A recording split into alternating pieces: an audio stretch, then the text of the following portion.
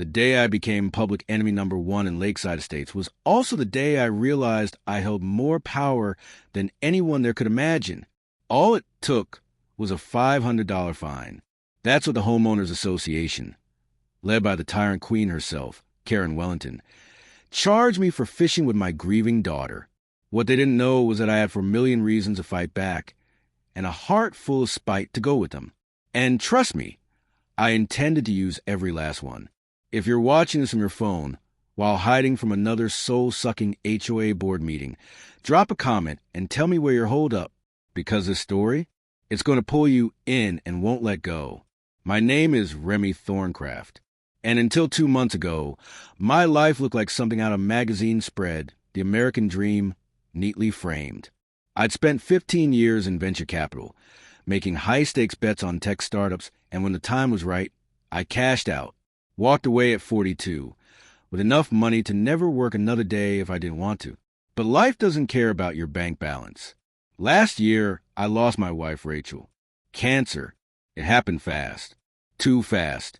One moment we were planning vacations. The next, I was sitting beside a hospice bed, trying to hide the terror in my daughter's eyes. Our daughter, Celine, is 14, and no matter how much money I'd made, I couldn't shield her from that kind of pain. After the funeral, we barely spoke for weeks. The only thing that brought her any comfort, the only time I saw her smile, was when we went fishing. It had been our family ritual, before everything fell apart. So when it came time to start over, I searched for a place with peace, with water, with hope. That's how I found Lakeside Estates. It looked perfect on paper. Upscale homes, excellent schools, and a beautiful 6-acre lake right in the middle of the community. The brochure showed families kayaking, kids skipping rocks, dogs splashing in the shallows. It felt like a place we could begin again. The realtor mentioned the HOA, said it was mostly harmless. Just the usual, she'd smiled. Lawn rules, paint colors, nothing dramatic. But then she paused a beat too long, before adding, the president, Karen Wellington, is very committed to maintaining property values. I should have known then. That kind of dedication always hides a darker edge. But I'd dealt with sharks and boardroom tyrants for years. How bad could suburban HOA president be? I found out one quiet Saturday morning in April. Celine and I had been fishing off the little dock at the lake for about an hour. The sun was warm, the water still. For the first time in weeks, I heard laughter from my daughter, real laughter, as she unhooked a bluegill and gently released it back into the water. And then came her voice, sharp, cold, dripping with entitlement. "Excuse me, what do you think you're doing?" I turned to see a woman in her late 50s marching toward us like she owned the shoreline. Her platinum blonde bob was sculpted to perfection. Her designer athleisure outfit practically screamed power walk to brunch. She clutched a tablet like it was a badge and scanned us as if we were trespassers. "Good morning," I said, keeping my tone calm. "Just spending some time with my daughter. We're new here, moved into the Sycamore Drive house a couple months ago. I'm Remy Thorncraft." I extended my hand. She didn't take it. Instead, she jabbed her tablet like she was firing missiles. "Fishing is strictly prohibited in this lake," she snapped. "This is a direct violation of HOA Regulation 4.6. I'm Karen Wellington, HOA president." She said it like she expected us to kneel. I felt Celine freeze beside me. "There must be some mistake," I said, trying to keep the peace. "The realtor told us fishing was one of the community features. It's literally why we bought this house." Karen's lips curved into a smile that had no warmth. That was before the amendment. The rule changed 4 weeks ago. All residents were notified via email. Ignorance is an excuse. She spun her tablet toward me. There was a document titled Amendment to Recreational Use of Lakeside Estates Community Lake. But we'd received nothing. "I never saw this," I said. "I've checked every folder." "No email." "I personally oversee all communications," she replied, smug. "Perhaps you should check your spam. But I can't be responsible for residents who don't read their updates. The fine is $500. I clenched my jaw, but stayed calm. "May I ask why the sudden ban? There are clearly fish in this lake." It's stocked. I can see them from here. Karen gave a dismissive flick of her hand toward our tackle box. Environmental and safety concerns, she said. Hooks injure wildlife. And residents have complained about the smell of fish and bait. It disrupts the tranquility. People buy homes here for the view, not to watch this. She wrinkled her nose as if the sight of father and daughter fishing was somehow offensive. We're careful, I said, keeping my voice even. Catch and release only. And we always clean up. Karen stepped closer, her eyes cold. Mr. Thorncraft, perhaps you don't understand how Lakeside Estates operates. We hold ourselves to a certain standard here. This isn't some public park where you can do whatever you please. Long-time residents expect refinement. Sometimes new homeowners struggle to adjust. Her gaze lingered on my daughter. The insult wasn't even subtle. I felt the heat rise in my chest. But before I could say a word, I heard a quiet sniffle. Celine had tears brimming in her eyes. That did it. I placed a hand on her shoulder. We'll leave, I said quietly. Please email me the full regulations and the fine details. Karen's victorious smirk returned. Wonderful. I'm glad we could resolve this. And do check your email more carefully in the future, Mr. Thorncraft. We won't want any further misunderstandings. With that, she turned and strode away, her pristine sneakers making no sound on the manicured lawn. As we packed up, Celine wiped her eyes.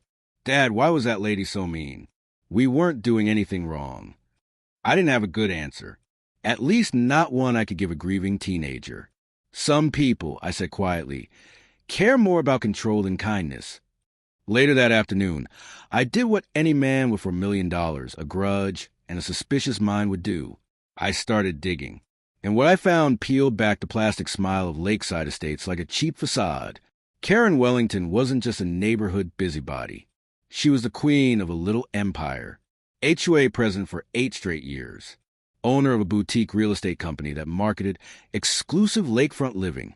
Her social media, full of photos from her own private lakeside parties, complete with wine, catered food, and loud music.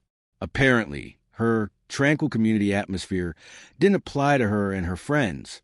And the most interesting discovery, a buried clause in the HOA's own documents. The lake wasn't restricted common property.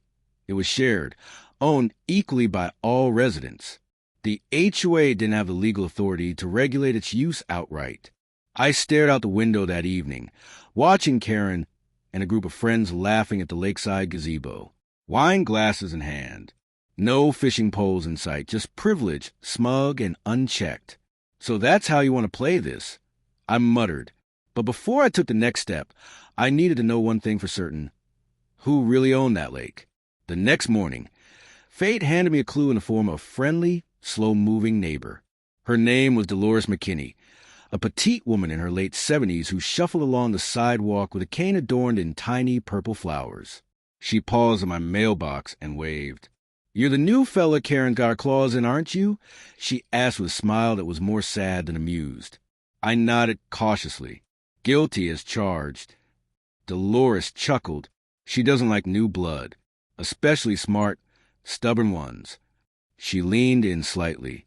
You should talk to my grandson. He helps manage my affairs, and he used to work for the county assessor's office. Knows his way around public records better than most lawyers. Within the hour, I was sitting in Dolores's cozy living room, flipping through old photo albums and sipping sweet tea while she dialed her grandson. His name was Jared, and we arrived 20 minutes later. He came prepared with a laptop bag, a portable scanner, and a grim expression. "I've heard enough about Karen Wellington to last a lifetime," Jared muttered as he sat down. "She's been targeting Grandma ever since Grandpa passed. Tried to get her fined for using artificial flowers in the front yard. Said it didn't maintain the natural aesthetic." He scoffed. "We got that one tossed out, but I've been watching her ever since." Over the next few hours, Jared showed me how to dig even deeper into Karen's web. What Samuel and Merrick had uncovered was just the surface. Jared revealed a trail of questionable property valuations, inflated maintenance invoices, and even what looked like double billing for community landscaping services. "She's laundering money," Jared said bluntly, not in the traditional sense, but through overcharging and funneling payments through HOA-approved vendors that, surprise, all trace back to shell companies with links to her family or friends. One company, Pine Hollow Landscaping, had received over $200,000 in HOA contracts over the last 3 years. It was registered to a man named Alan Burke, Karen's cousin by marriage. Another vendor, Seaside Consulting, had billed the HOA for a community engagement study that no one could recall participating in. That LLC, owned by a former business partner of Karen's from her pre-HOA days in real estate. This is organized corruption, I said, my voice low. And nobody stopped her? People tried, Jared replied. But the moment you challenge her, the violations start piling up. Your mailbox is 2 inches too tall. Your grass is 1 inch too long. Suddenly, you're drowning in fines and legal threats. It wears people down. I leaned back in my chair, my mind racing. What if we don't just expose her?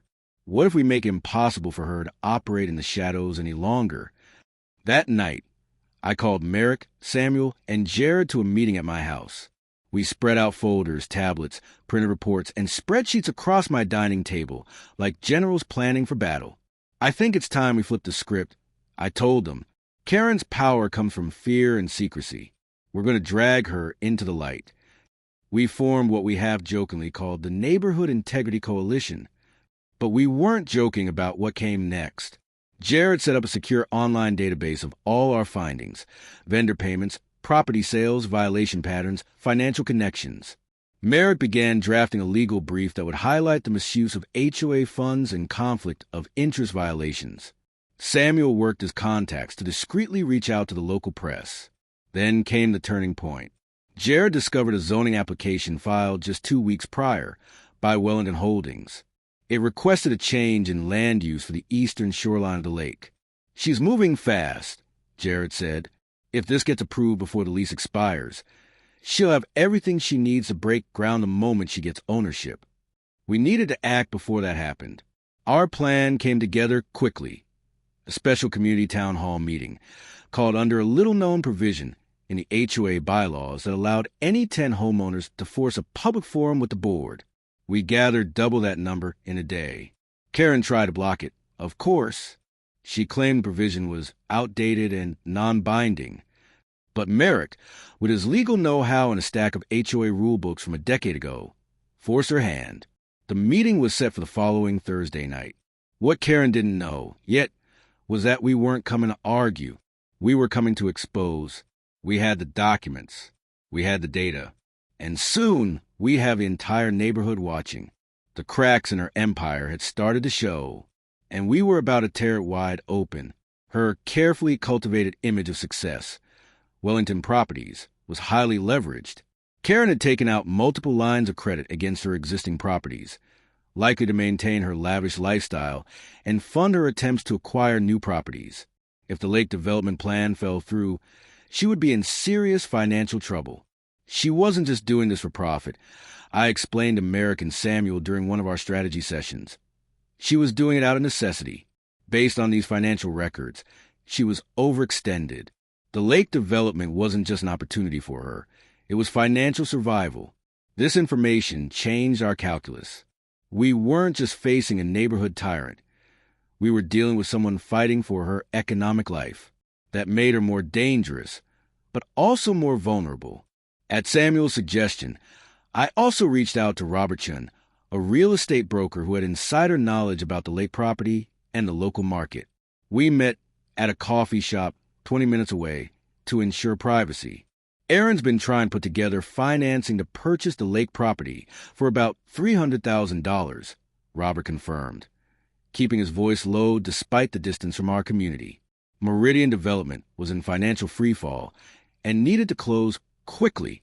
They'd given her a 60-day exclusive negotiation period, but they were so desperate that they might accept a better offer if it came with immediate payment. Robert also revealed something even more interesting. Karen's real estate empire was mostly smoke and mirrors at this point, he explained. Wellington Properties looked impressive on paper, but she was leveraged to the hilt. She'd been using her HOA connections and social network to maintain the appearance of success, But the truth was she was about 3 bad months away from serious trouble. That's why she was so aggressive about this lake deal. She needed a big win to keep her creditors at bay. With this information, I began formulating a plan. As a venture capitalist, I had specialized in identifying distressed but potentially valuable assets, exactly what this lake property represented. I had the capital to make an immediate all-cash offer that would be extremely attractive to a cash-strapped developer like Meridian. The question was timing, when to make my move for maximum effectiveness. We need to wait until Karen has fully committed herself publicly to this project, Samuel advised. Let her announce the special assessment for lake improvements. Let her put her reputation on the line with the community and with her creditors. Then we pull the rug out from under her. Merrick agreed. The more resources and political capital she expends before we make our move, the more devastating the impact will be when we succeed, and the more likely the community will turn against her when they realize they've been manipulated. As our coalition grew and our plans developed, we maintained absolute secrecy about our ultimate strategy to the outside world, and especially to Karen's network of informants within the community. We appear to be simply a group of disgruntled residents documenting HOA overreach. Karen clearly knew we were meeting, as evidenced by the sudden increase in random rule enforcement against those associated with our group, but she couldn't know our true objective. With the information gathered from our various sources, we were ready to move to the next phase of our plan. Robert arranged a discreet meeting with Tom Branson, the Meridian executive handling the lake property sale. As I prepared for this crucial conversation, I knew we were approaching the point of no return in our battle against Karen Wellington. The stakes were high, not just for me and Son, but for the entire community. It was time to see if our careful preparation would pay off. The meeting with Tom Branson took place in a private room at a downtown law office, far from curious eyes in our community. As Robert had mentioned, Meridian was indeed desperate to offload assets quickly. "Look, I'll be straight with you," Tom said after we covered the preliminaries. "We've given Wellington Properties a 60-day exclusive negotiation window, but there's a clause that allows us to entertain other offers if they come with guaranteed rapid closing. Karen's still trying to pull together investors and financing, but frankly, we needed the cash yesterday." "What's her offer?" I asked. $300,000, paid over an 18-month period with a complicated financing structure, Tom replied, his frustration evident.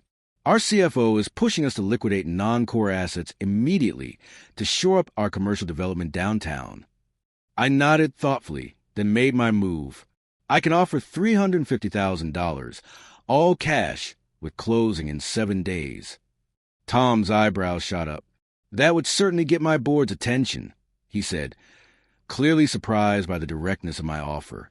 "But I should warn you, Karen Wellington has friends in local government. She won't take this lying down." "I'm counting on it," I replied with a smile. 2 days later, I had a preliminary agreement in hand, contingent only on a standard environmental assessment that could be completed within the week. To maintain secrecy, the purchasing entity was listed as Thornikoff Holdings, LLC, a company I created specifically for this transaction. Unless Karen personally investigated the corporate registration violations, she wouldn't immediately connect it to me. As I built my coalition and investigated my options, Karen apparently caught wind of my activities. Suddenly, I began receiving violation notices for issues that had never been mentioned before: improper weed control, unauthorized landscaping materials, mailbox height violations, and even a citation for my garage door being the wrong shade of taupe, despite being painted the exact color approved when I moved in. The fines began piling up, $100 here, $200 there. Within 2 weeks, I'd accumulated nearly $2,000 in violations. When I tried to contest them, my appeals were mysteriously lost or denied without explanation. It was clear that Karen was using every tool at her disposal to pressure me into conformity. Then came a particularly troubling incident. Son had left her bicycle in our driveway while running inside to answer a phone call. Within 15 minutes, a violation notice appeared on our door, complete with photographs of the infraction. Someone had been watching our house, waiting for any minor slip-up to pounce on. The systematic nature of the harassment was becoming increasingly obvious. The targeting wasn't limited to just me. Anyone seen associating with our group soon found themselves subject to similar treatment. Maria Gonzalez received a citation for her lawn being a quarter-inch too high, measured precisely by Karen herself. James Morris was fined for a bird feeder that had been in his yard for over a decade, but suddenly violated an obscure aesthetic guideline. Diana Winters received a notice about improper trash disposal when her recycling bin was 6 inches too close to her garage. It was a clear bullying campaign of intimidation, but it was having the opposite effect Karen intended. Instead of scaring people away from our coalition, her heavy-handed tactics were driving more residents to our secret meetings. With each new absurd violation, another neighbor joined our messaging group. By the third week, we had representatives from nearly 30 households, over a quarter of the community. The final straw came when my daughter returned from school in tears. "The kids at school are saying we're troublemakers," she sobbed.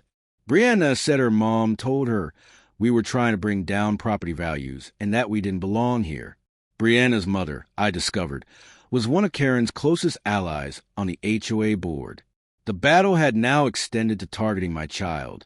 That was the line I wasn't willing to let Karen cross. Night after Son was asleep, I called Merrick. "I'm considering selling the house and moving." I admitted, "This is affecting Son too much." "That's exactly what she wants," Merrick replied firmly. "Karen's done this to at least 6 other families I know of. She hounds them with violations until they sell, usually below market value because of the property problems, and then her real estate connections snap them up. Don't give her that satisfaction." He was right, of course. Walking away would be letting Karen win. Worse, it would teach them the wrong lesson about standing up to bullies. That same evening, I received word that the environmental assessment on the lake had come back clean and Meridian's board had accepted my offer. The paperwork was ready to sign. Later that night, while reviewing the HOA governing documents again, I discovered something crucial about Karen's special assessment. Karen's proposed special assessment to improve the lake amenities, which everyone understood was her way of raising funds to purchase the lake, required 75% homeowner approval, not the simple majority she had claimed at the meeting. She was trying to bypass the HOA's own rules, confident no one would challenge her.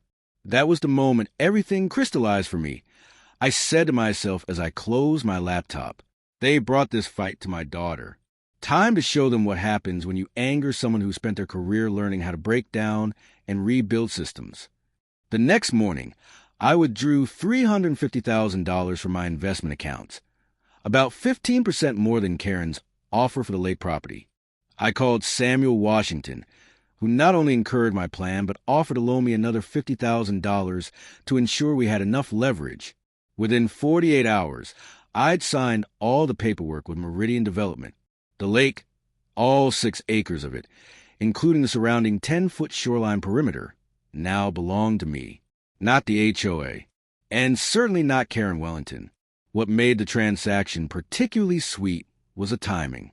The day after I closed the deal, Karen scheduled a special HOA meeting to announce her vision for the future of our lake. She'd even hired a local architecture firm to create renderings of proposed improvements, which, based on the preview I'd seen on the community bulletin board, included reducing the actual water area by about 20% to make room for a members-only lakeside lounge, conveniently eliminating the main fishing spots. I kept this information absolutely confidential, sharing it only with Merrick and Samuel. Meanwhile, Karen was becoming increasingly aggressive. She called an emergency HOA meeting to announce a special assessment for critical community improvements, an additional $50 per month from each household, supposedly for lake maintenance, but really to build her war chest for the purchase. At the meeting, Karen stood at the podium with a PowerPoint presentation titled Elevating Lakeside Estates, a Premier Vision. She spent 20 minutes outlining how the strategic reimagining of the lake area would enhance property values and community prestige. What she didn't mention was that her real estate company would be handling the development and sales of the new lakefront properties she planned to build. Karen also launched a thinly veiled smear campaign against me, without naming me directly. She spoke about certain new elements in our community who don't understand our values, and financially unstable individuals trying to undermine property values. Samuel bravely stood up to defend me, only to have Karen publicly humiliate him by dredging up a long-resolved tax issue from his past. "I find it interesting," Karen said with mock sweetness, "that Mr. Washington feels qualified to lecture us about community standards when he himself had to negotiate with the IRS over unpaid taxes just a few years ago. Perhaps we should focus on getting our own houses in order before criticizing others." It was a low blow. Samuel had indeed faced an audit, but it was due to a clerical error that had been fully resolved. The way Karen framed it, however, made it sound like he was a tax cheat. The meeting devolved further when Safra Duskland tentatively suggested that perhaps a community vote should be taken before changing lake regulations so drastically. Karen fixed her with an icy stare.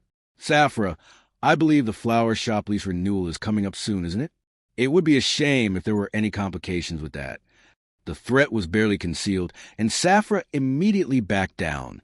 As I watched this public display of intimidation, I felt a strange sense of calm. Karen had no idea her grand plans had already been derailed, that the lake she was presenting as the centerpiece of her vision no longer belonged to Meridian and would never belong to her. The satisfaction of knowing what was coming almost made up for the months of harassment. Meanwhile, Karen had used her connection with Mayor James Wilson to create administrative pressure on me. Suddenly, my home was subject to random safety inspections, and questions were raised about building permits for renovations the previous owner had completed years ago.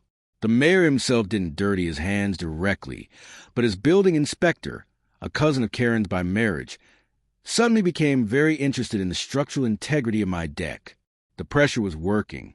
When Son came home crying for the third time in 2 weeks because classmates were excluding her based on rumors about our family, I nearly gave in. But then I received the phone call I'd been waiting for. Meridian's lawyer confirmed that Karen had just been informed the lake property had been sold to an anonymous third-party investor, and all negotiations with her were terminated. Within hours, Karen was on my doorstep, her carefully maintained composure visibly cracking. "What did you do?" she demanded, not bothering with pleasantries. "I know you've been talking to Meridian. Did you sabotage my deal?" I smiled pleasantly. "I have no idea what you're talking about, Karen. Though I did hear the lake property was sold. I hope the HOA has a good relationship with the new owner." Her eyes narrowed. "This isn't over. The HOA has a binding recreational use agreement. Whoever bought that lake can't change access without our approval. I think you should check the terms of that agreement," I replied calmly. "From what I understand, it expires in less than 30 days, and renewal is at the sole discretion of the property owner." Karen's face paled slightly, but she recovered quickly. "The community won't stand for this. We'll sue for right of access." "Good luck with that," I said, still smiling as I closed the door. The next 24 hours were fascinating to observe. Karen called an emergency HOA board meeting, closed to the general community. Through our network, we learned she was frantically trying to identify the new owner and develop strategies to maintain control of the lake. She even enlisted Mayor Wilson to look into possible zoning restrictions or eminent domain claims, all of which Merrick assured me were legally baseless given the property's history and designation. Over the next week, Karen grew increasingly desperate. She convened an emergency legal committee meeting, claiming the HOA would fight to maintain their rights to the lake. The mayor began making noise about zoning regulations and public access requirements, though, as Merrick confirmed, none of these had any legal standing given the property's private status. Meanwhile, I quietly met with a water quality expert and a representative from a local conservation organization to assess the lake's ecological health. What they uncovered was alarming. Years of unregulated landscaping chemicals from neighboring properties had triggered abnormal algae growth, and the fish population was clearly showing signs of stress. The HOA had completely neglected the lake's environmental well-being, using environmental concerns as a convenient excuse to restrict activities like fishing, all while letting the ecosystem suffer. I also consulted with a security expert to plan proper surveillance and management for property. Every detail was being carefully prepared for the moment I would finally reveal myself as the lake's new owner. Then came the turning point. Karen decided to make a grand gesture. She organized a massive lakeside party, inviting only original homeowners, conspicuously excluding the newer residents, in a show of force to assert community rights over the lake. The event was scheduled for Saturday afternoon, complete with catered food, live music, and wine bars prominently displayed at each end of the lake. What Karen didn't know was that I had already filed paperwork to terminate the recreational use agreement early, citing multiple breaches of maintenance obligations. My attorney had confirmed the HOA's neglect of environmental standards gave me solid legal grounds to end the agreement immediately, though it was set to expire in less than a month anyway. As Karen's party hit full swing with around 60 residents drinking and socializing, I arrived with Merrick, Samuel, and 2 unexpected guests, my real estate attorney and a local police officer I briefed on the situation. Calmly stepping to the center of the gathering, I picked up the microphone Karen had been using for announcements. "Good afternoon, everyone. I hope you're enjoying this beautiful day at the lake." Karen rushed over, attempting to snatch the microphone away. "This is a private community event. You weren't invited." I held on firmly. "Actually, Karen, I think there's been some confusion about who should be inviting whom." I nodded to my attorney, who handed me a document.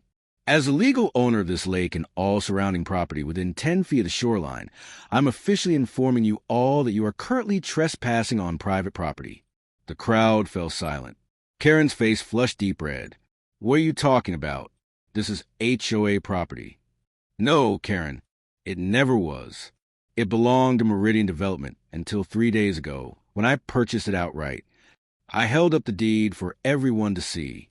And effective immediately, I am terminating the recreational use agreement, which was due to expire in 28 days anyway." I gestured to the police officer. "Officer Reynolds here will help ensure an orderly departure. You have 15 minutes to gather your belongings and leave." Karen's shock was palpable, as if someone had just thrown a bucket of ice water over her. "You can't do this. The community has rights." "I can and I have," I replied calmly. "Officer Reynolds is prepared to file trespassing complaints if necessary, but I'm sure it won't come to that. After all, Karen, you've always been such a stickler for following the rules." Murmurs rippled through the crowd. For those wondering, I continued, "This is what happens when you allow someone to abuse power unchecked for years. Consider this a lesson in consequences." The party dispersed quickly.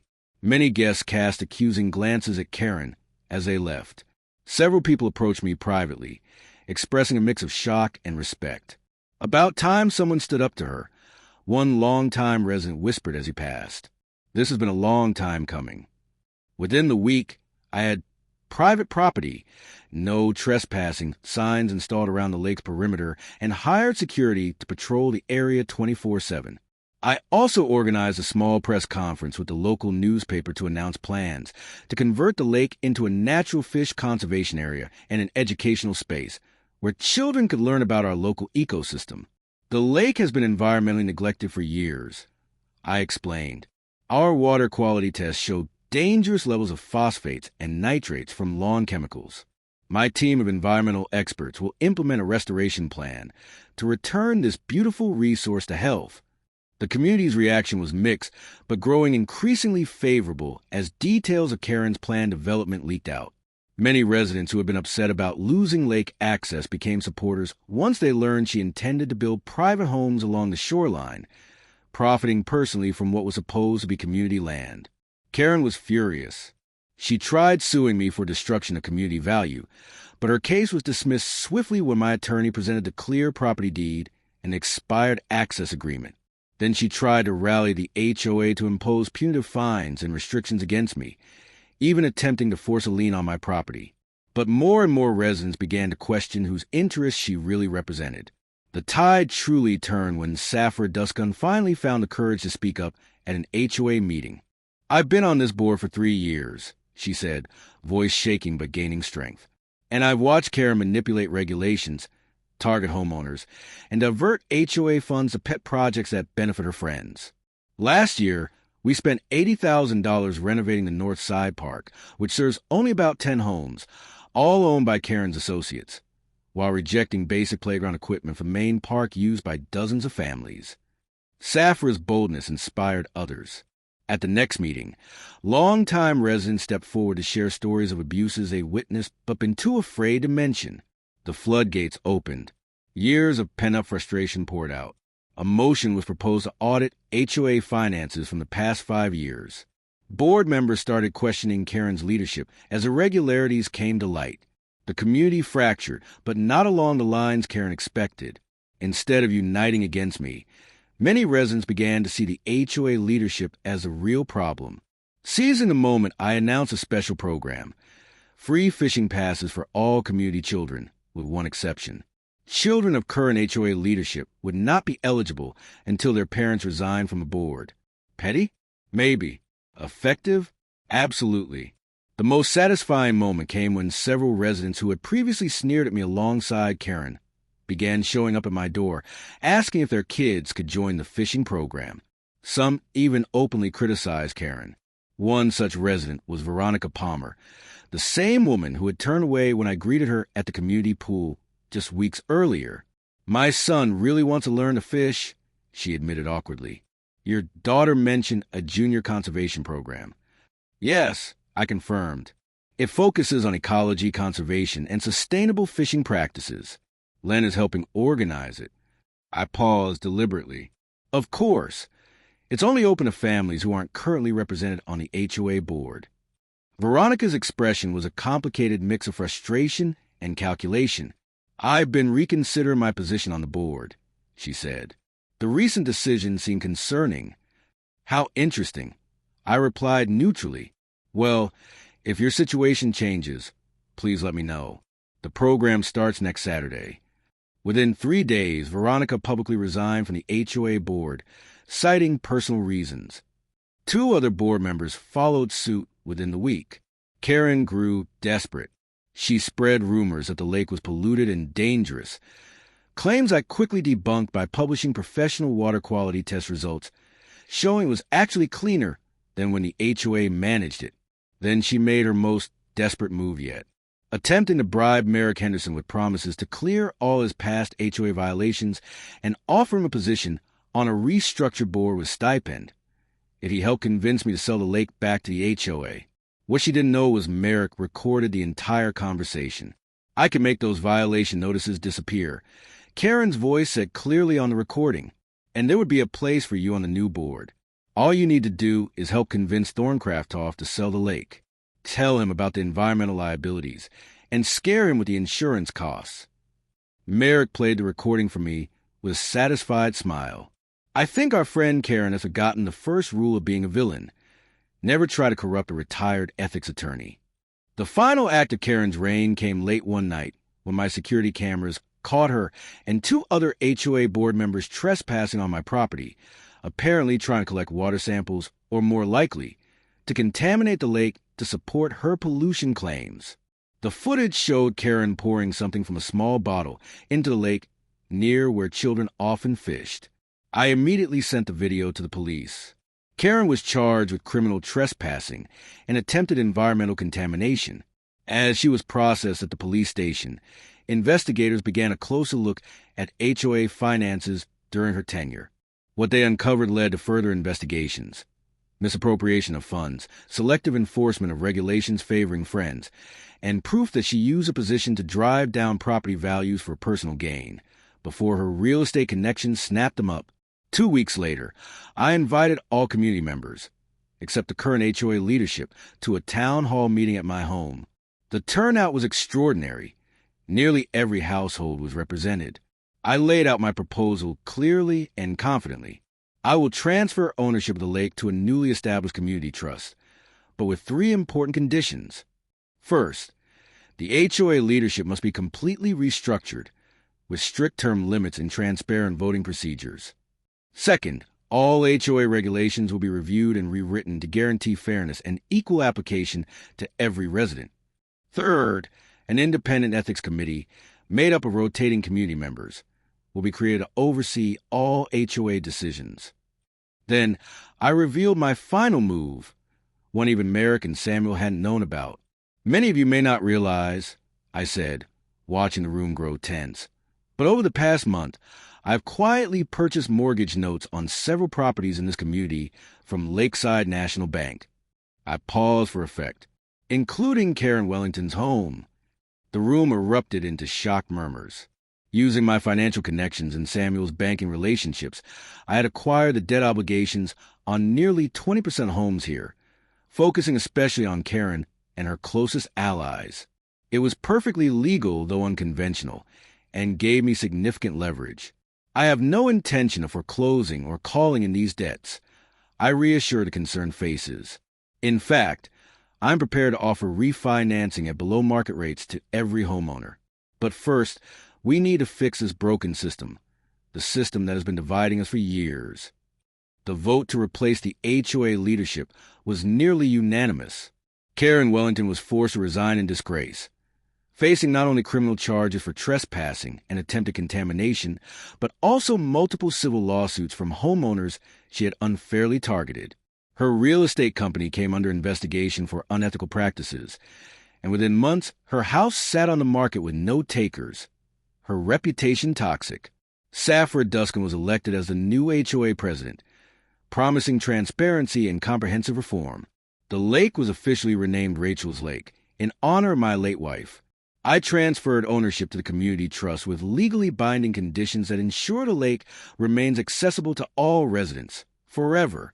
3 months after it all began, Seelan and I hosted a community fishing day at Rachel's Lake. Nearly every family attended. Children laughing and learning to fish, parents chatting across social circles that had been rigidly divided under Karen's reign. That evening, as Seelan and I sat on the dock, watching the sunset over the peaceful water, she smiled, a real smile that reached her eyes. "Mom would be really proud of you, Dad," she said softly, leaning against my shoulder, looking out over the lake where families gathered in harmony for the first time in years.